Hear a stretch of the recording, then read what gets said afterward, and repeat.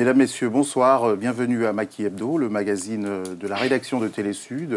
Tous les samedis, 20 h, nous revenons sur des sujets importants de l'actualité africaine, notamment. Cette semaine, deux sujets s'imposent à nous. Évidemment, le Mali avec ce coup d'État éclair. Il faut appeler les choses comme elles sont. Ce coup d'État éclair qui a surpris tout le monde. Ça commence par une mutinerie la veille et puis au petit matin, on nous annonce que le Mali a changé de régime. Ensuite, nous parlerons d'un pays où se joue aussi le destin de l'Afrique par l'exemplarité qu'il a représentée jusqu'ici. On va parler évidemment du Sénégal. Nous sommes à la veille. Nous sommes à la veille de l'élection qui va opposer demain Macky Sall à Abdoulaye Wade. Voilà les deux sujets que nous avons retenus. Évidemment, on va les commenter avec des personnes qui m'entourent souvent, certaines qui reviennent, qui sont là ce soir, des experts, des journalistes, des confrères. Patrice Passy, bonsoir. Bonsoir. Vous êtes du Congo, mais peu importe, vous êtes africain, spécialiste de questions internationales d'ailleurs, consultant au passage. Vous travaillez pour quelle agence? Pour le cabinet MIQ Conseil, dont je suis le directeur général. Très bien. Monsieur Amadou Sylla, bonsoir. Bonsoir. Vous êtes un nouveau venu, mais on vous connaît parce que vous travaillez beaucoup sur la question du Sénégal et notamment de la Casamance. Tout à fait. Vous êtes responsable de l'association SOS Casamance. Tout à fait. Qui est basée à Paris, mais qui travaille sur la Casamance. Absolument, tout à fait. Très bien. Ensuite, nous avons le doyen parmi nos invités réguliers, Thiambel Gimbayara. Bonsoir. Bonsoir, Gabi. Vous êtes le correspondant à Paris de La Voix du Mali. C'est ça. C'est bien cela. Très bien. Et puis, vous avez beaucoup travaillé sur la vie politique et culturelle du Mali, parce que je sais que vous travaillez beaucoup à Paris sur ces questions autres également. Ibouba, bonsoir. Bonsoir. Vous venez du Sénégal, vous êtes journaliste, vous êtes consultant également. Tout à fait. Tout à fait. On va compter sur vous avec notre autre invité du Sénégal pour nous éclairer sur les questions sénégalaises, évidemment, qui représentent un enjeu majeur de cette actualité africaine. Très bien. Très bien. Eh bien, chers téléspectateurs, nous allons commencer par le Mali. On va poser le débat par une image, ce genre d'image qui nous rappelle d'autres temps. On l'a vu il y a quelques années du côté de la Guinée, des militaires, indistinctement, dans la pénombre, qui font une déclaration et qui nous annoncent qu'un pays a peut-être basculé vers autre chose. Regardez ces images qui nous arrivent du Mali sur la situation là-bas. Le CNRDR, se réclamant des forces armées de défense et de sécurité du Mali dans l'ensemble de leurs composantes, a décidé de prendre ses responsabilités en mettant fin au régime incompétent et désavoué de M. Amadou Toumani Touré. La Constitution est suspendue jusqu'à nouvel ordre. Toutes les institutions de la République sont dissoutes jusqu'à nouvel ordre. Un gouvernement inclusif d'union nationale sera constitué après consultation de toutes les forces vives de la nation. Effectivement, c'était la déclaration laconique, mais ô combien, comment dirais-je, terrible de ces militaires qui ont pris le pouvoir au Mali. J'ai envie de me tourner, naturellement, j'imagine que les téléspectateurs l'attendent aussi, vers Thiambel Gimbayara, le régional de l'étape, comme on dit dans le vélo, mais la situation est beaucoup plus grave. Je vais commencer par une question générale. On va arriver au coup d'État ensuite. On nous a toujours parlé de cette démocratie malienne. Est-ce que le Mali était vraiment une démocratie ou alors quelle était la particularité de cette démocratie malienne? Le Mali était une démocratie, mais une démocratie en construction. Le 26 mars 1991, il y a lundi prochain de cela 21 ans jour pour jour, c'était un mardi, et que le peuple malien, ensemble, a renversé 23 ans de dictature avec l'association des élèves étudiants du Mali à la pointe de cette lutte, suivie par l'Union nationale des travailleurs du Mali et toutes les associations politiques qui sont devenues par la suite des partis politiques, l'ADEMA, l'Alliance pour la démocratie au Mali, le Congrès national d'initiative démocratique, et j'en passe. Bref, il y a eu une première alternance depuis ce changement avec l'élection de Alpha Omar Konaré le 8 juin 1992, qui a fait deux mandats de 5 ans concomitamment. Ensuite, on en est venu à Amadou Toumani Touré ATT, qui est revenu après 14 mois de transition. Et il y avait que dans cette société malienne des contradictions. Investir un président sans parti politique, investir un militaire qui s'est frotté contre ses habits civils, gouverner 10 ans sans boussole, c'était difficile.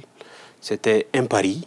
Un pari que ce soldat de la démocratie qui a aidé à ce renversement en mars 91, pouvait se frotter.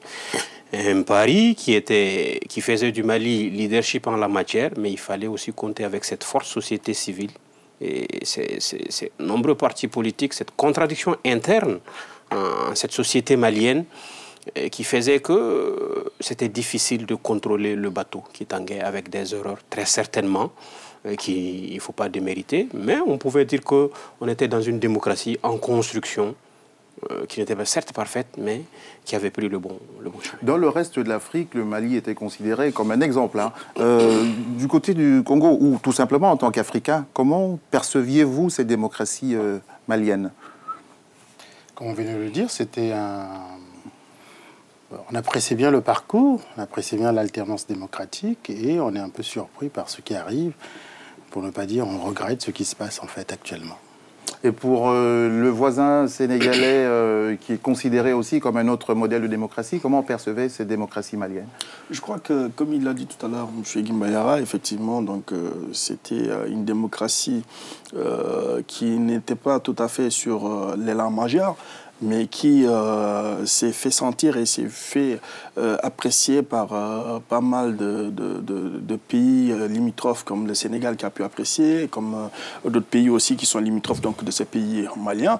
Et si nous nous rappelons bien, donc, en Pouchis qui devient démocrate, effectivement, donc, cela notifie bien donc, l'élan de la démocratie du Mali, un pays qu'on aime très bien et qui, nous savons que donc, ce pays trouvera effectivement donc, sa bonne marche dans les instants à venir. Vous avez un sentiment, vous partagez le même sentiment? Oui, tout à fait. En fait, moi, en tout cas, je suis très solidaire au peuple malien parce que je pense que le Mali représente un pays extrêmement important au niveau de la sous-région. On est voisins avec le Sénégal. Donc, je crois que la paix et la stabilité sociale au Mali, c'est extrêmement déterminant, en tout cas, pour le développement économique de la sous-région. Cela dit, je pense que je fais confiance aux Maliens parce qu'ils ont prouvé, le peuple malien a prouvé par le passé, notamment sa révolution de 91 qui a renversé le président Moussa Traoré, et puis la manière dont la transition s'est opérée, c'était vraiment à saluer, c'était magnifique. Et je crois qu'aujourd'hui, ceux qui sont au pouvoir, pour des raisons que nous pouvons condamner tous, auront la sagesse effectivement de remettre les choses à leur place pour que la démocratie puisse marcher. Parce qu'il n'y a pas de place, en tout cas dans nos peuples, de ce genre d'opération militaire pour confisquer la souveraineté, la démocratie. Je crois qu'il faut condamner cet acte-là et puis encourager les militaires en tout cas à céder, à remettre la démocratie mais voilà que voilà que ce pays qu'on percevait de façon très très avantageuse bascule du jour au lendemain dans quelque chose qu'on n'a pas vu venir, en tout cas nous à l'étranger. Vous qui êtes malien, même si vous êtes à Paris maintenant, vous connaissez le terrain, vous êtes journaliste dans un quotidien, donc vous suivez l'actualité au quotidien. Thiambel, quels sont, selon votre regard, votre appréciation, les données que vous avez, ce que j'appellerais les causes souterraines à ce coup d'État, qui nous ont peut-être échappé à nous, qui ne connaissons pas aussi bien le pays que vous, mais qui étaient là? Est-ce que le peuple malien n'est pas surpris finalement? Est-ce qu'il y avait des causes qui couvaient?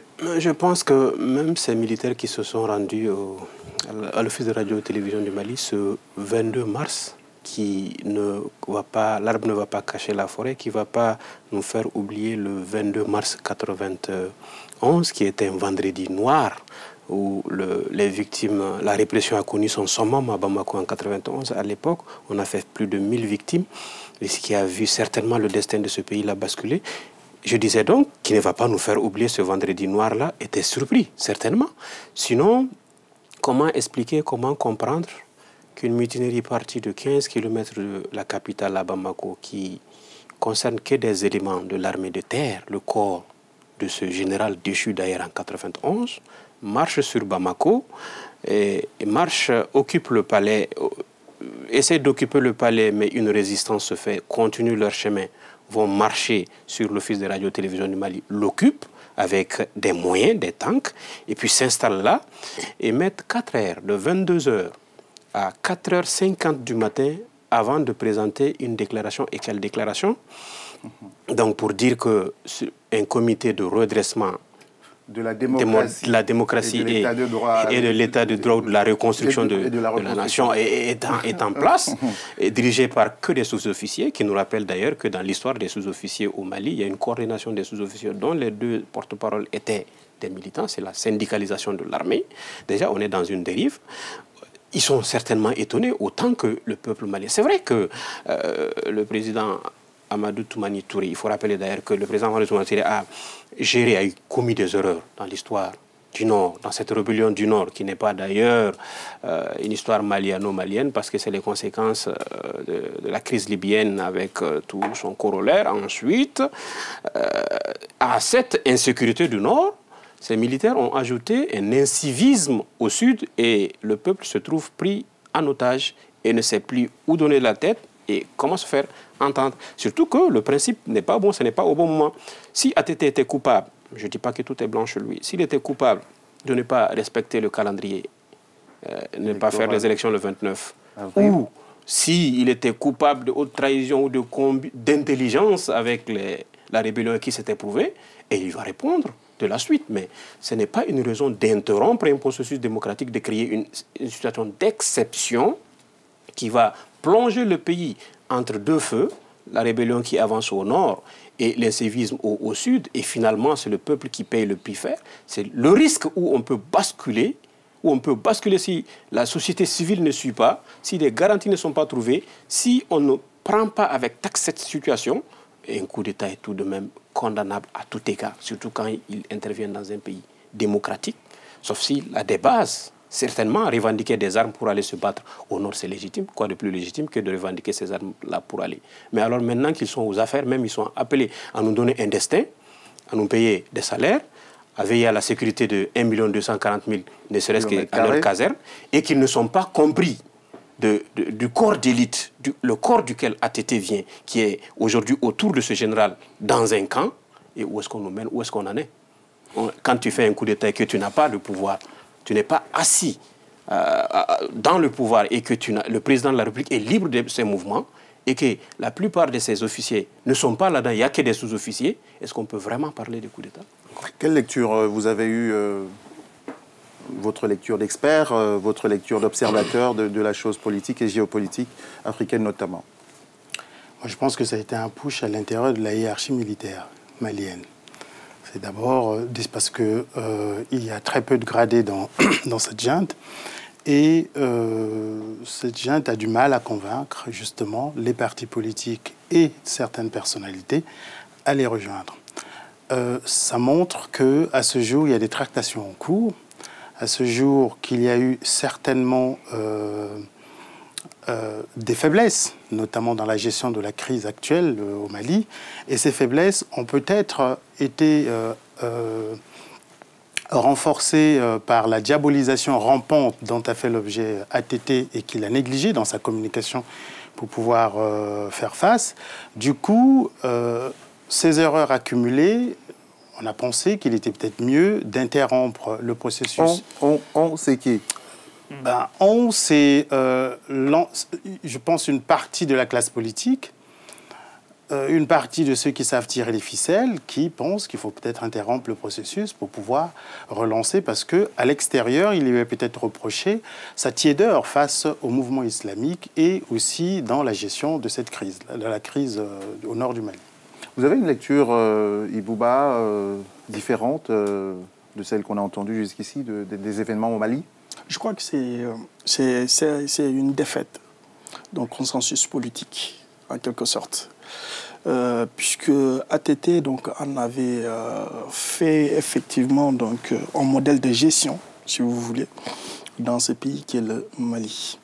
Mais à mon avis, donc, il a été tout à fait négligent d'une sorte, à ma vision spontanée des choses, hein, puisque donc, cette affaire nécessite franchement du recul, mais aussi beaucoup de questions, en fait. Beaucoup de questions qui se tournent autour donc, de cette affaire. À savoir, comment est-ce qu'aujourd'hui, comme l'a dit notre collègue Tchambel Gimbayara, un petit officier qui effectivement qui gère un tout petit peu donc cette espèce de junte, je dirais mieux, et qui se déplace de la ville de Kati pour remonter sur Bamako pour essayer d'imposer un tel putsch, et avec la manière en quelque sorte, alors qu'il y a certains caciques militaires qui sont là, et tout cela se passe sous leurs yeux, sans une réaction quelconque.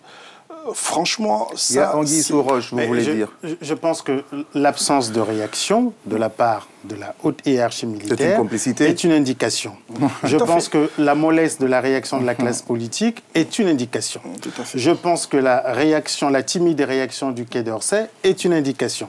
Je pense aussi que la virulence de la réaction américaine est une indication. Je pense que les rebelles qui disent qu'ils n'ont rien à voir avec ce coup d'État, ils vont plutôt profiter pour continuer à prendre des positions dans le Nord, c'est une indication. Vous avez parlé de la réaction américaine. Sa virulence, elle indique quoi? Elle indique que... Un désaccord avec les Français? Non, je ne dirais pas qu'un désaccord avec les Français. Ça indique plutôt, c'est une prise de position américaine par rapport à la situation. Amadou Sylla, vous ne vous êtes pas exprimé jusqu'ici. Oui, mais en fait, moi je rejoins en tout cas l'analyse des différents experts, en tout cas sur la question. C'est vrai que pour un observateur non averti comme moi, qui s'est fait une idée de la démocratie malienne, en disant que c'est une démocratie en tout cas enviable au niveau de la sous-région, qu'on cite souvent comme modèle, et que ATT, je l'ai vu sur pas mal de podiums, en tout cas décoré, pris en exemple en disant oui, voilà, quelqu'un, il ne veut pas renouveler son mandat présidentiel, il va partir. C'est vrai que là, on est en droit de se poser beaucoup de questions sur réellement la manière dont les choses sont passées. Alors, ATT est en fin de mandat, donc ça veut dire que c'est quelqu'un qui ne demande pas à briguer un second mandat, donc il n'y a pas d'enjeu sur ce côté-là, en troisième mandat. Et comment, donc, on arrive à un coup d'État à la manière la plus légère, hein, comme vous l'avez dit vous-même, parce que la hiérarchie militaire n'a pas riposté comme il se doit. Donc, mais pour moi, le coup d'État n'est pas consommé, parce que je ne peux pas parler de coup d'État, parce que pour moi, on est dans une situation de confusion totale. Totale, parce qu'un coup d'État qui n'est pas épousé par la hiérarchie militaire, par tous les corps militaires. J'ai vu que l'armée de terre revendiquait, et jusque-là, les autres corps ne se reconnaissent pas là-dedans. Et j'ai vu également tout autour la sous-région condamnée. Les partis politiques, un seul parti s'est mis du côté de ces sous-officiers. Et les chefs d'accusation de redressement ne peuvent pas être du fait seulement d'une armée ou d'une couche, d'une partie de l'armée. Et en quel nom peuvent-ils interrompre un processus, s'engager dans un redressement sans les forces vives de la nation, sans la société civile, sans les partis politiques? Et toutes les formations politiques condamnent pratiquement pour le principe. Pour le principe, ils condamnent, mais ne serait-ce qu'ils avancent quand même des faits. Il y a eu des erreurs, certainement, dans la gestion de la crise du Nord. Ils demandent ça, c'est sur leur bon droit. Il y a eu également des faits qu'ils avancent, mais ça, c'est beaucoup plus lourd. Excusez-moi, quelles sont les erreurs dans la crise de la du Nord? Excusez-moi. Lorsqu'on reproche à ATT de ne pas mettre des moyens à la disposition des militaires, est-ce que l'armée malienne en a? Mais tout à fait, l'armée malienne en a. Si elle en a, qu'en est-il de l'organisation des forces maliennes par rapport à ça? Je pense que les forces maliennes ont été prises de coup. Les forces maliennes n'ont pas vu se mettre en place, bien entendu, il y a certainement une surveillance, mais la puissance de feu de ces rebelles a pris de coup pas mal d'analystes et même pas mal de décisionnaires sur place. Mais le problème, est-ce que là où nous sommes assis ce soir, est-ce qu'on doit se poser des questions sur le pourquoi du coup d'État ou qu'est-ce qui va se passer? La question qui me préoccupe, c'est qu'est-ce qui va se passer actuellement? Je pense qu'ils sont en négociation. Vous allez entendre Patrice Passy, on va revenir. Ils vont vous répondre tout à l'heure. On va revenir sur votre question qui est intéressante pour rebondir. On va voir un deuxième sujet parce que, évidemment, c'est le destin d'un pays qui est en jeu. Nous avons interviewé des Maliens qui résident en France, à Montreuil précisément, qui est considérée comme la ville la plus peuplée du Mali. À l'extérieur, en tout cas, ils vont nous donner leurs sentiments. Colère et incompréhension devant ce foyer malien à Montreuil. La situation qui prévoit actuellement dans les pays domine désormais tous les débats. Des Maliens, l'oreille rivée au téléphone depuis hier pour avoir des nouvelles des familles. Nous, en tant que Maliens de la diaspora, nous sommes très inquiets de ce qui se passe dans notre pays. Parce que, franchement, la façon dont la situation évolue dans notre pays nous inquiète très fortement. ATT a commis certainement des fautes. Il a été laxiste dans la gestion de la crise. Mais il ne faut jamais se réjouir d'un coup d'État. On ne sait jamais comment un coup d'État finit. C'est un problème du Nord. Il faut que les militaires gèrent ça à part. Mais cela n'a rien à voir avec les coups d'État. C'est des militaires qui viennent au pouvoir, qui ont soif de pouvoir.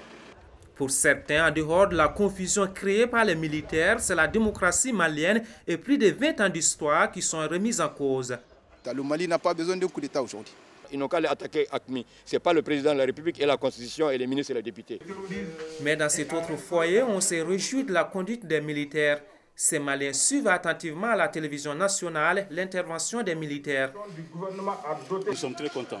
Bon, nous pensons qu'ils vont venir améliorer la situation, établir l'ordre et puis donner la quiétude aux Maliens. Malgré la distance et les divergences d'opinion, la situation actuelle préoccupe la diaspora malienne. Vous avez donc suivi ce reportage où on voit des réactions de Maliens de la France, mais sans doute sont-ils en relation avec la famille au pays et qu'il y a peut-être quelque chose qui se dégage. Mais cette situation actuelle, si elle venait à perdurer, ce qu'on ne souhaite pas, hein, honnêtement, on a trop de drames en Afrique déjà, à qui pourrait-elle profiter? Vous étiez peut-être en train de le dire entre les lignes tout à l'heure, soyez plus explicite, M. Passy.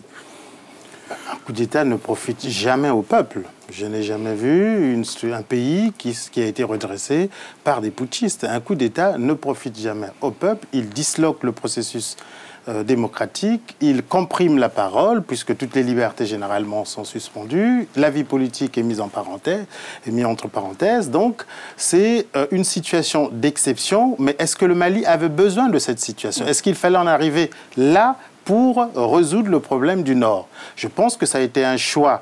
Et moi, j'ai toujours dit que le coup d'État intervient lorsque la parole politique devient inopérante. Je vais poser la question autrement.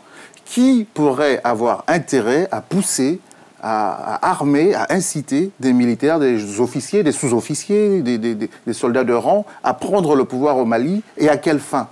Je crois qui pourrait avoir cet intérêt-là? En fait, je le disais tantôt, ces sous-officiers sont partis pour une mutinerie. Et la revendication principale de la mutinerie, c'était qu'on veut des armes pour aller se battre au nord. Et s'ils sont servis, ils ont ouvert le grand magasin à Kati, ils se sont servis en armes, c'était de prendre la direction. C'était de prendre la direction du nord. Et non encore une mutinerie à Gao et redescendre, convier tout le monde pour redescendre et reconcentrer. Ce n'est quand même pas un coup d'État spontané. Il y a quand même des gens qui ont dû conspirer quelque part. Non, vous savez bien qu'une mutinerie, il faut bien une raison. Mais l'objectif final d'une mutinerie, souvent, c'est la prise du pouvoir. Partout, généralement, rares sont les fois. Si elle est matée peut-être, mais quand elle aboutit, ça se termine toujours par... prendre le pouvoir, 4 heures pour rédiger un communiqué, pour se trouver un nom, et voire même plus, à un pas hésitant, sans aucun officier et sans le soutien d'aucun parti politique, si ce n'est une seule formation, sur plus d'une centaine que compte le pays. Donc, vous savez que les masques ne tombent pas si tôt, généralement. On ne peut pas parler de coup d'État consommé au Mali aujourd'hui. On parle d'une situation d'exception qui est très grave et dangereuse pour le pays, pour la stabilité du pays. Et ceux qui voient des mains étrangères à ce conflit, est-ce qu'ils sont totalement paranoïaques? Je crois que ce problème est plus compliqué que vous le croyez. Et il faut quand même le traiter avec une certaine acuité, en quelque sorte. Parce que nous savons très bien que c'est un putschiste qui est devenu démocrate, en fait, et qui a pu installer la démocratie au Mali. Donc, auparavant, il y avait effectivement Moussa Traoré, donc, qui a été putsché, si empruntez-moi vraiment le mot ou le verbatim, par Amadi Toumani Touré, et qui après donc a cédé le pouvoir donc aux civils, notamment M. Konaré, et qui est revenu encore donc, pour se présenter aux élections présidentielles sans aucun parti et qui est passé comme président de la République. Ce qui veut dire ce qui veut dire beaucoup de choses. C'est pourquoi je vous ai demandé tout à l'heure d'emprunter effectivement cette échelle de l'investigation. À savoir, je vais être un tout petit peu prolixe ou sinon être un tout petit peu long, puisque si nous voyons bien les détails de ces faits, ce ATT qui avait comme Premier ministre M. Sidibé, en quelque sorte, qui n'était pas du tout là et que vous ne voyez pas du tout dans le paysage politique malien aujourd'hui, qui est tout à fait loin et qui a été remplacé par une certaine dame qui est là. Aujourd'hui, donc, M. ATT, au mois d'avril, doit quitter le pouvoir et que son Premier ministre donc, devait, qui aujourd'hui effectivement un parti politique qui devait se présenter, Sidibé effectivement, oui, qui devait se présenter donc, aux élections présidentielles et qui avait toutes les cartes en main pour passer en quelque sorte. Donc puisqu'il est en quelque sorte il est en quelque sorte soutenu par ATT, donc qui lui a mis cette marge en quelque sorte. Excusez-moi de vous interrompre. Vous nous parlez de la situation d'avant le coup d'État. Non, je vous parle de la situation d'avant le coup d'État jusqu'au coup d'État, et je reviendrai maintenant. Nous essayons de nous poser la question, comme la plupart des états-majors sont en train de le faire. Il est consommé. Il est consommé. Non, on ne peut pas dire qu'il est consommé. Il n'est pas consommé. Le coup d'État, non. Il y a une suspension des institutions. Il me semble que jusque-là, nous sommes tous d'accord. Qui a été annoncé par... Bien. Jusqu'à présent, il n'y a aucune réaction ni d'un parti, soit en termes de ralliement ou en termes de dénonciation. Oui. Pour l'instant, d'après nos informations, la population n'est pas complètement hostile, une partie est même d'accord. Nous sommes en face d'un grand silence. Oui. Qui nous interroge tous, nous interpelle, parce que les raisons profondes de ce silence nous échappent. Mais on peut se poser la question, qu'est-ce qui va se passer maintenant? Mais ce qui va se passer, c'est clair. Nous savons très bien que cet actuel, cet actuel président qui a été déchu, M. Amadou Toumani Touré, est imbibé de valeurs, ce mec. Il est imbibé de valeurs, il est assez intelligent. Donc, je vous ai donné un parcours que vous n'avez pas pu examiner.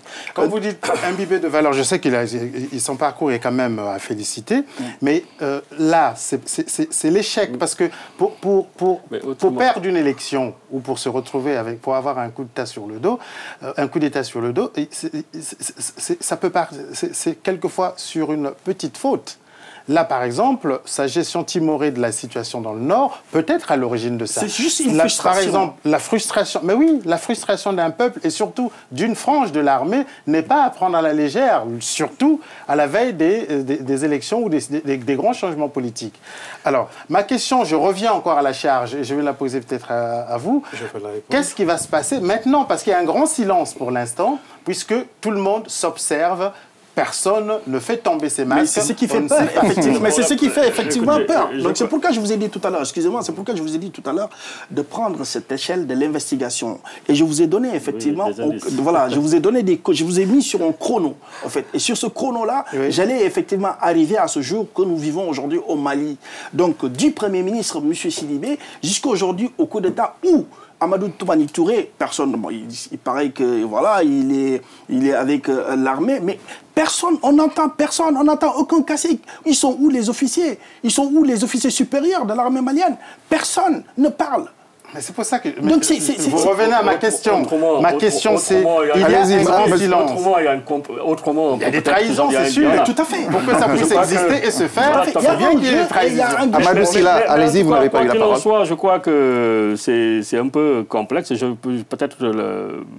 Allez-y, vous n'avez pas eu assez de temps de parole. Allez-y. L'armée malienne est en train de confisquer, en tout cas, le processus démocratique au Mali. Brisé, voilà, ils l'ont brisé. Ça, il faut le constater. Et je crois que la communauté internationale, en tout cas, tout le monde condamne cet acte-là. Mais les condamnations ne suffisent pas. Oui, ne suffisent pas. Mais en fait, ça ne va pas faire changer la situation. Non, je suis tout à fait d'accord. Ça ne va pas faire changer les choses. Mais en fait, aujourd'hui, je crois que le président malien, quoi qu'on dise qu'il est déçu, mais en tout cas, il reste le président malien. D'accord? Il est entre les mains des officiers les plus gradés du Mali. Donc, il va falloir effectivement qu'il se prononce parce que de toute façon, dans une situation de ce genre, il ne peut pas garder éternellement le silence. Garder le silence, ça veut dire quoi? Soit lui-même, il a une part de responsabilité dans ce qui est en train de se passer. C'est ce que je voulais vous dire. Est-ce qu'il est complice? On ne sait pas. On ne sait pas. Est-ce qu'il souscrit effectivement à cette action-là? Voilà. Mais comme on sait que dans des États, des fois, ça se fait. Tout à fait. On laisse les autres faire des actions. Quel est son intérêt à laisser faire ce coup d'État ou à Quel est son intérêt? Si on va dans votre sens, quel est son intérêt? Mais vous savez, on peut... Il a été libéré, le président. Non, vous savez, on peut se faire déclarer comme... On m'apprend à l'instant que le président Touré, il a été libéré. Bon, donc... c'est bien ça? Son intérêt est effectivement... Libéré, attendez, c'est-à-dire... un instant. Non. Oui, c'est une rumeur, pour l'instant. Ce n'est pas confirmé. Je veux dire que la situation, pour répondre un peu à Passy, répondre sur sa question, qu'est-ce qui peut se passer, qu'est-ce qui va se passer? La confusion est totale, elle est énorme. Qu'est-ce qui peut se passer? Il peut se passer que on souhaite, la plupart de la masse silencieuse qui souhaite la restauration de l'esprit du 26 mars. Nous fêtons le 21e anniversaire du 26 mars le lundi prochain. Le 26 mars a vu tout ce changement-là, tout ce couronnement-là. Il peut se passer qu'on décide de le restaurer par rapport au contexte international. La France, les États-Unis, l'ONU, la CEDEAO ont condamné. La CEDEAO se réunit en sommet extraordinaire à Abidjan. Il y a une résistance. La plus grosse formation politique du Mali a condamné le coup d'État. Pas que pour le principe, a condamné. La frange, il se peut aussi que dans cette situation, que les mutins puissent s'imposer. Ils ont convié aujourd'hui tous les secrétaires généraux des différents départements pour une réunion qui a été reportée. Ils ont décidé cet après-midi à 16h d'aller occuper la Bourse du Travail pour rencontrer les forces vives de la nation. Ça a été reporté. Vous parlez d'hier? Il y a beaucoup...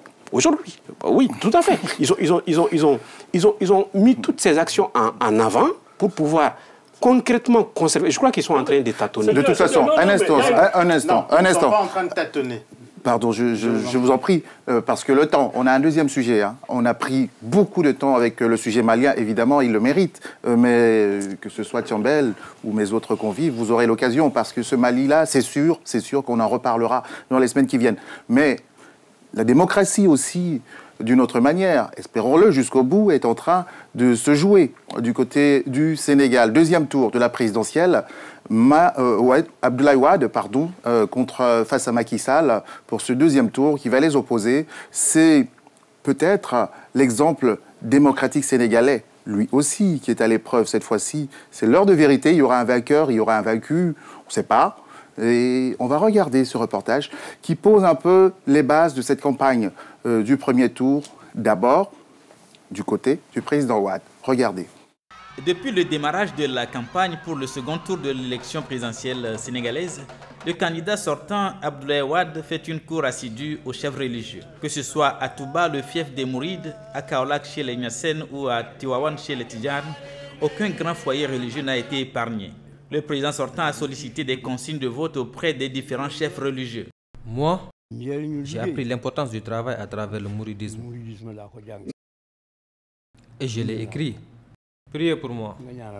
À ce jour, Cheikh Béthio Thioune, que voici, est le plus grand marabout à avoir donné une consigne de vote claire en faveur d'Abdoulaye Wade. Il a fait des promesses de développement et de modernisation des 10 foyers religieux, non sans soutenir que ce nouveau mandat devrait lui permettre d'achever les chantiers en cours. Eh bien, ce reportage nous indique qu'on est vraiment au cœur de la campagne et que tout le monde recherche ce qu'on appelle du côté du Sénégal, vous allez me corriger, le ndigel, c'est bien ça? Tout à fait. Voilà, ce sont les consignes de vote des marabouts. Est-ce que les jeux restent ouverts dans cette élection? À l'international, on a l'impression que oui, mais vous qui suivez ça de près, c'est tout, ils ont les mêmes chances aujourd'hui? Non, mais je crois qu'ils n'ont pas les mêmes chances. De toute façon, ça se voit. Chacun a sa politique, chacun a pris sa voie et chacun essaie de dresser son chemin afin de pouvoir aboutir à quelque chose de positif, c'est-à-dire au pouvoir notamment. Le président sortant qui croit donc à la victoire et puis Macky Sall qui vient en force aujourd'hui, qui est bien soutenu par la bonne frange de la population sénégalaise. Je crois que ça va quand même être un tout petit peu dur puisque... pour qui? Pour surtout Macky Sall, je dirais mieux. Aujourd'hui, la population n'a pas fini de dire son mot. Et à mon avis, l'indigel, c'est vrai qu'il a été donné, mais moi, j'y compte pas trop, puisque les Sénégalais, ils sont assez mûrs et ils savent très bien que donc ils sont libres d'aller voter pour qui ils veulent. Vous voulez parler d'Abdoulaye Wade ou de Macky Sall? Non, je parle de Abdoulaye Wade, pardon. Ça sera mieux pour Macky Sall, je dirais mieux. C'est pour ça que mes oreilles se sont dressées. Excusez-moi, c'est moi qui... Ça sera encore mieux pour Macky Sall, je dirais mieux, puisque là, aujourd'hui, donc, il est très bien soutenu et les gens, donc, ils l'ont bien... Vous pensez qu'il est bien parti pour la victoire? Il est très bien parti et il nourrit l'espoir des Sénégalais. Le deuxième Sénégalais, même avis? Oui, en fait, moi je crois qu'il faut avoir les pieds sur terre, hein, parce qu'on a en face quelqu'un, un candidat, en l'occurrence Abdoulaye Wade, qu'on connaît très bien, qui n'a pas envie de quitter le pouvoir et qui le répète, qui le martèle. Il ne devrait même pas être là dans le jeu politique. Bon, il a tout fait pour se maintenir dans le jeu politique. Et on voit tout au long de ce deuxième tour sa volonté de conserver le pouvoir, de rester, de finir ses chantiers. Bon, vous allez me dire, c'est la volonté des Sénégalais, mais il communique sur ça. Alors aujourd'hui, c'est vrai, Macky Sall a toutes les chances, parce que toute la classe politique est avec Macky Sall, les populations aspirent au changement, ils veulent effectivement un nouveau président qui leur donne un nouveau espoir. Bon, Wade, c'est vrai, on l'a vu à l'œuvre, il a fait des choses, mais voilà, les Sénégalais, je pense qu'aujourd'hui, majoritairement, ils ont goûté à cette alternance depuis 2000 et ils veulent changer. Donc, ils savent que c'est dans le changement qu'on peut découvrir, en tout cas, ce qui est bon, ce qui n'est pas bon. Donc, Wade a fait ses preuves et Macky, aujourd'hui, incarne l'espoir. Vraisemblablement, si tout se passe bien, alors, ce qui n'est pas certain, si tout se passe bien, ça veut dire que Macky gagnerait ses élections. Mais mathématiquement, mais comment on connaît, comme en 2000 également. Il y a eu beaucoup d'abstention au premier tour. Il y a beaucoup d'abstention tout simplement parce que... Il y avait beaucoup d'abstention tout simplement parce qu'en fait, il y avait cette psychose qu'on a installée la peur avec les manifestations. Donc les gens avaient peur. Mais alors, il est en train de jouer, d'ailleurs, le président sortant, Abdoulaye Wade, qui aujourd'hui le réclame au fort. C'est sa carte, donc il joue là-dessus, en quelque sorte. Mais bon, je crois que c'est une façon aussi de berner les gens. Et bon, nous savons très bien que la population sénégalaise est une population très mûre. Je crois que j'ai eu à le dire aussi. Vous pensez qu'elle en a marre? Mais tout à fait. La population sénégalaise, elle est frappée par la mélancolie, la détresse, une page de vue quasiment dénaturée. Et je crois qu'aujourd'hui, la population sénégalaise aspire à l'espoir, au changement. Donc, et ce changement, effectivement, nous le voyons, comme l'a dit tout à l'heure donc mon confrère, du côté du changement, c'est-à-dire c'est Kassi qui viendra, qui nous apportera quelque chose que nous aspirons tous, que nous rêvons tous d'avoir. Et d'où aujourd'hui Macky effectivement a cette chance-là. Mais nous ne pouvons pas nous prononcer, puisque comme il l'a dit, ce vieux, c'est un vieux futé. Donc nous savons très bien que voilà, il y a une carte sur les baies et puis il est capable de tout. Vous voyez ça comment? De loin, nous sommes encore un peu mal placés pour donner un exemple, encore qu'on revêt que le cas sénégalais était un cas d'école pour nous, on voulait tout faire pour éviter. C'est vrai que Wade est à bout de souffle physiquement et même intellectuellement. Je crois qu'il pouvait donner une chance à son pays à l'alternance au lieu de s'accrocher. C'est la bonne indication. Et la photocopie du premier tour, et les ralliements donnent mathématiquement une faveur à Macky Sall. C'est au peuple sénégalais de décider au soir et je crois que son choix sera le meilleur pour le pays. Patrice Passy. Puisqu'on parle de mathématiques, j'étais en train de lire que le rassemblement des forces du changement, à peu près mathématiquement 65%, et que Wade, s'il peut bénéficier des reports de certaines voix ou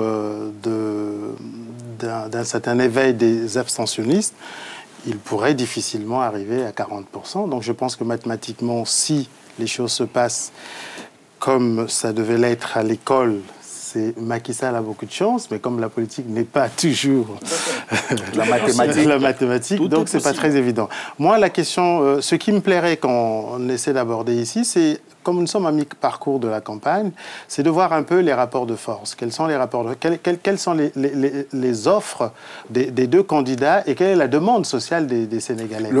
Alors, le temps ne va pas nous permettre d'aborder ce sujet-là, parce que j'allais venir à une question qui englobe vos préoccupations. C'est finalement, quels sont les grands chantiers qui attendent le futur président, qui, que ce soit des deux, il y a des chantiers immuables, c'est-à-dire au-delà du choix de la personne des Sénégalais. Quels sont les chantiers immuables de cette future mandature? Je crois qu'il y a la demande sociale aujourd'hui avec la vie chère des populations. Ça, c'est voilà, ça, c'est vraiment en fait. Il y a la question de l'électricité, mais aussi une question qui me semble fondamentale, qui est la question casamançaise. Parce qu'en fait, il y a l'unité nationale qui est menacée, et il y a nos soldats qui sont pris en otage, il y a des militaires qui meurent. C'est quand même un syndrome. Alors, c'est 30 ans de guerre, 30 ans de conflit, absurde. Aujourd'hui, on découvre qu'effectivement, ces 30 années ont été jalonnées par une gestion, comment dirais-je, très amateuriste, hein, clientéliste, parce que l'argent était au cœur, effectivement, de la... Oui, oui. Je me permettrai peut-être pas, oui, mais... oui, en fait... Oui, tout à fait. Parce qu'en fait, quand je dis cela, parce que c'est un problème, quand on regarde la Casamance, pour qu'on connaisse la Casamance, c'est inexplicable d'avoir une rébellion pendant 30 ans. Parce que quand on regarde... C'est explicable. C'est peut-être vous qui ne comprenez pas, mais oui, mais en tout cas, moi, j'ai du mal à me donner des explications fondées là-dessus. Et donc, du coup, quand je regarde un peu, en fait, au regard de la gestion des différents régimes, notamment la gestion... Est-ce que les deux candidats proposent des solutions différentes? Les deux candidats, je vais vous dire. Alors, les deux candidats, Abdoulaye Wade, de toutes les façons, dans la situation actuelle, il s'est disqualifié complètement. Parce que tout simplement, les Sénégalais aujourd'hui sont scandalisés d'entendre le président de la République dire que je soutiens les rebelles, je les donne de l'argent, ils mangent, je les alimente. Donc cet argent qu'ils donnent aux rebelles n'a servi effectivement qu'à acheter des armes. Peut-être que vous sortez ça du contexte. Non, pas du contexte. Alors, donc ça c'est en fait. Et deuxième chose, parce qu'il avait promis la question de résoudre le problème là en 100 ans, il l'a jamais fait. En 100 jours, il l'a jamais fait. Et ben, on est à 12 ans de son mandat. Il a encore du temps. Autant pour moi. Donc à 12 ans. Et donc Macky Sall aujourd'hui, qu'est-ce qu'il dit? Macky Sall dit, écoutez, moi, je mets tous les sujets sur la table, sans tabou. Je veux que les Sénégalais se prononcent là-dessus. Je veux consulter les populations. Il y a une problématique qui est en train de poindre, qui sera un écueil pour le futur président. C'est la question de la dette sénégalaise. C'est un pays qui s'est beaucoup enrichi, enfin, pardon, c'est un pays qui a beaucoup emprunté pour investir dans des grands travaux. À ce qu'il paraît d'ailleurs, le président Wade a mis en garde... mais attendez, si nous faisons la nomenclature donc, de ce qui s'est passé, des grands chantiers qui sont réalisés au Sénégal, je crois que par rapport à certaines dettes, je crois que le bout est à tenir quand même, franchement, par rapport à certains pays africains. Aujourd'hui, ce qu'il faudra noter tout simplement, nous savons qu'Abdoulaye Wade, il le dit haut et fort, il voudrait terminer ses chantiers, donc il voudrait juste 3 ans, comme il l'a dit. Bah oui, mais d'accord, il voudrait juste qu'on lui donne 3 années pour que ces chantiers finissent. Mais par contre, aujourd'hui, le Sénégalais lambda a besoin que le panier de la ménagère soit bien garni et que trouver effectivement... Il y a l'inflation, il faut une politique garnir ça. Comment c'est que le PIB... Un instant, je vous donne la parole. Vous avez quelques chiffres sur l'économie sénégalaise. Elle en est où aujourd'hui, structurellement? L'Agence nationale de la statistique et de la démographie et la direction de la planification et des études économiques nous annoncent qu'en 2011, le PIB sénégalais est passé de 4,5 à 2%. Il nous annonce aussi augmenté, accru? Non. A baissé. D'accord. Il nous annonce aussi que le déficit budgétaire s'est accentué en passant de 333,7 milliards en 2010 à 426,9 milliards en 2011. C'est beaucoup. Et le déficit commercial s'est accentué en passant de 1213,8 milliards à 1387 milliards de francs CFA. Donc, cette mauvaise situation macroéconomique est alourdie aussi par la grave crise de revenus monétaires en milieu rural et par l'accentuation du déficit de la production céréalière. Tout à fait, en tant qu'économiste, si vous nous le dites, effectivement, donc nous pourrons soulager. Mais là, par contre, il faudra essayer de faire une certaine... Pour revenir au lambda moyen, comme vous dites, ça pose le problème de la demande sociale, ce que les Sénégalais attendent. Or, à ce jour, Wade ne propose que 100 bilans, c'est-à-dire ce que j'ai déjà réalisé à travers mes chantiers. Il a réalisé des choses au Sénégal, nous n'en disconvenons pas. Mais ça veut dire qu'aujourd'hui, il y a quelque chose qui est beaucoup plus important. oratoire. En tout cas, le Sénégal, si tant est qu'on en reste là, je vais devoir... voilà, parce que nous arrivons à la fin de cette émission. Mais je dois vous dire, nous sommes vendredi, nous enregistrons cette émission et nous avons des informations contradictoires qui nous arrivent à propos de la situation au Mali. Des informations très très graves qui parlent de la personne même du président ATT, de sa sécurité, éventuellement de son intégrité. On aura sans doute, d'ici à la diffusion de cette émission, c'est-à-dire ce soir samedi, une évolution de la situation, mais c'est inquiétant. Tiambel Gimbaraya, il semble que les bérets verts essayent une contre-attaque, une reprise, les bérets rouges, pardon, essayent de retourner la situation. Oui, c'est-à-dire qu'au soir du coup d'État, il y avait des négociations, la société civile s'était impliquée pour rapprocher les positions. On savait que les bérets rouges, le camp commando parachutiste de Djikoroni, qui est le camp d'origine du général Amadou Toumani Touré, n'était pas impliqué dans le coup d'État, n'a pas épousé, tout comme l'armée de l'air, tout comme la gendarmerie, tout comme la garde républicaine. Donc ça faisait un coup d'État un peu particulier de ce camp-là et même de ces quelques éléments constitués essentiellement d'instructeurs. Mais bon, la confusion de la situation, les pillages, les arrestations, on a 10 personnes qui sont arrêtées, des ministres et des tendent tout de même à une situation qui peut exploser à tout moment, d'où la responsabilité de ces mutins d'ouvrir vraiment cette brèche en suspendant la Constitution, les institutions et en ouvrant vraiment le pays à ce hasard. Il nous reste 2 minutes d'émission, on va faire le tour, vous trois, vous nous donnez votre sentiment sur cette situation malienne très inquiétante, hein, tout de même. Vous avez senti aussi que c'était du provisoire, cette histoire? Non, mais en fait, en tout cas, quoi qu'il en soit, je crois qu'on est face à une situation inquiétante. On va essayer d'interpeller ceux qui sont aujourd'hui à l'origine de cette situation-là. Et quand on suit un peu la déclaration des différents de la communauté internationale, notamment la France, qui quand même insiste sur le fait qu'il faut que les mutins, en tout cas, préservent l'intégrité physique. Donc ça veut dire qu'il y a aujourd'hui des discours qui ne rassure pas trop sur le lendemain de cette situation que le Mali est en train de vivre. Mais c'est une situation aussi, il ne faut pas oublier qu'il y aura des conséquences au niveau de la sous-région avec les pays frontaliers, notamment le Sénégal, la Mauritanie et puis dans d'autres pays. Je crois que c'est en cela qu'il faut essayer de... Moi, je crois que je vais lancer un appel à ces caciques africains aujourd'hui, de l'Afrique de l'Ouest notamment. Il est temps de ne pas attendre à la dernière minute pour venir nous raconter n'importe quoi. Je crois qu'aujourd'hui, le Mali est au bout du gouffre. Il va falloir donc se lever et essayer de trouver une solution, s'il y a possibilité de trouver une solution. Il n'y a jamais un problème sans solution de toute façon. Essayer de voir s'il y a une possibilité d'intervenir en ce moment-là, où le Mali en a besoin. Par la force. Non, pas par la force. Moi, je n'opte jamais pour la force, mais justement négocier et essayer de trouver un point d'entente. Je crois que c'est ce qu'il faudra. Patrice Passy, quel est votre sentiment sur la situation malienne? Est-ce que vous pensez que c'est provisoire? Vous avez quelque chose à dire? C'est curieux ce qui se passe au Mali. En plus, en temps réel, cette émission se déroule à un moment où les événements sont en train de basculer au Mali.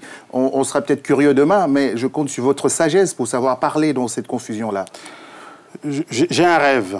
Mon rêve est que cette mutinerie reste et demeure une parenthèse à vite oubliée par à la fois la classe politique malienne et le peuple malien, et surtout l'armée malienne aussi. Parce que l'Afrique, en 51 ans d'indépendance, a connu pratiquement 73 ou 74 coups d'État, dont 43 réussis.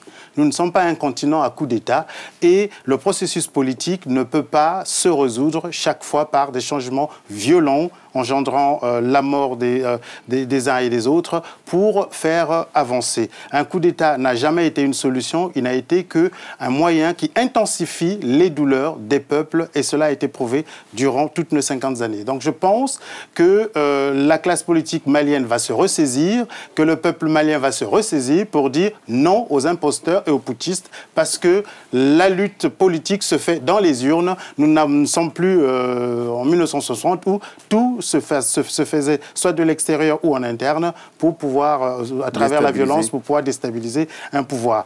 Nous sommes, dans quelques jours, nous arrivons au mois d'avril, il y avait des élections, nous ne comprenons pas pourquoi on préfère arrêter ce processus qui faisait la fierté du continent pour pouvoir mettre des sous-officiers à la tête d'un pays, ce qui me paraît complètement scandaleux. Amadou Sylla, si vous voulez, vous continuez sur ce sujet-là, ou bien, si vous pouvez choisir de conclure sur le Sénégal, Ibouba aussi, mais par rapport au Mali, je vais conclure avec Thiombel Guimbayara tout à l'heure. Je vous accorde 30 secondes à vous deux chacun. Mais en fait, moi, j'aborderai sur le Mali parce que ça me paraît extrêmement grave et que je lancerai aussi un appel à mon tour, n'est-ce pas, pas les Maliens seulement, aux politiques maliens, mais aux Africains de façon générale.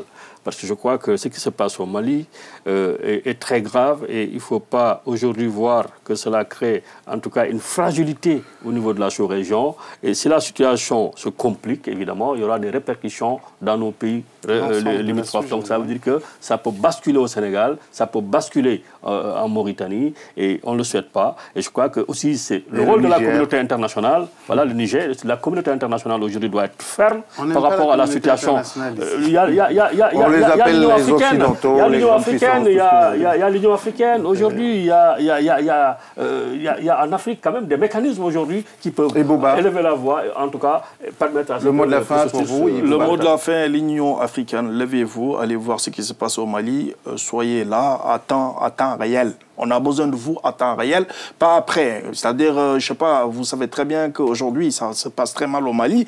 N'attendez pas 1 mois, 2 mois après pour venir nous dire que, bon, voilà, il faut mettre tel processus ou tel processus. Là, les élections présidentielles ils étaient prévues pour le Mali au mois d'avril, pour le 29 avril. Donc, il n'y a qu'1 mois de différence. C'est quand même bizarre, quand même. Oui, mon appel va à l'endroit des patriotes convaincus et des démocrates sincères. 21 ans après le 26 mars 1991, il est temps de se ressaisir et le peuple se entendre se ressaisir, la classe politique malienne se entendre se ressaisir. J'espère que vite on va tourner cette page-là pour se trouver pour des lendemains meilleurs pour ce peuple qui en a tant besoin. Merci beaucoup. Avec beaucoup d'émotion. Merci beaucoup, Thiombel, pour votre concision et votre pertinence habituelle qui est connue chez nous. C'était la fin de cette émission, une émission particulière parce que nous enregistrons, mais l'histoire se déroule au présent, en temps réel, du côté du Mali. Heureusement que de l'autre côté de la régie, on nous informe de ce qu'il se passe à Bamako à l'instant. Ça bouge, ça bouge, ça bouge. Qu'est-ce que ça va donner comme configuration demain, c'est-à-dire à l'heure où cette émission sera diffusée? Je vous remercie d'avoir suivi cette émission. Merci à Gary, à la réalisation qui nous a aidés à nous contenir malgré les difficultés du jour. Merci à Valério Trouffat à l'éclairage. Merci. Merci à l'équipe de Télésud. Merci à Monsieur Pascal Bois qui vous retrouvera prochainement. Bonsoir.